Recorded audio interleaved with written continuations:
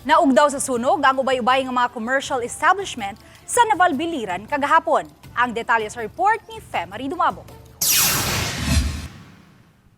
Apil sa nasunog ang ikaduhang andana sa dakong mall nga nahimutang sa Barangay Santissimo Rosario. Sa kadako sa kayo, miabot sa 4th alarm ang sunog nga na-fire out human sa kapinduha ka oras. Padayon pang gisusi ang hinungdan sa sunog nga nagbilin og inisyal nga danyos nga naa sa dulan 45 milyones pesos. Nearly whole second floor ng Naval Mall ang nasunog, but so far na-save pa natin yung ground floor. Sa ngayon po, ongoing pa rin yung overhauling and salvaging operations ng mga BEP personnel natin together with assisted with the PNP Naval and LGU Naval. Midugang ang BFP nga dunay duha ka bombero, usa ka volunteer ug usa ka sibilyan ang naangol sa insidente.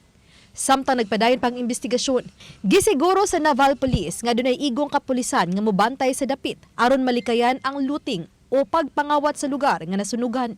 Ang police nagkuha lang enough nga personnel nga i-deploy diri sa area to mabantayan kini nga block, most especially nga naay mga butang papud nga need i-recover. Samtang nagpatuman og rerouting kay temporaryong gisirada ng parte sa kalsada duol sa apektadong commercial strips, subay sa gipaygayong investigasyon.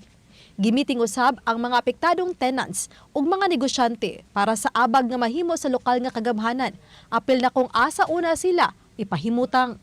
Nagpasalamat usab si Naval Mayor Gretchen Stephanie Espina sa BFP gikan sa silingang munisipyo nga mitabang sa pagpaong sa kayo. Ako rang reminders para sa tanan. Karong panahon na nagtikainit na gyud.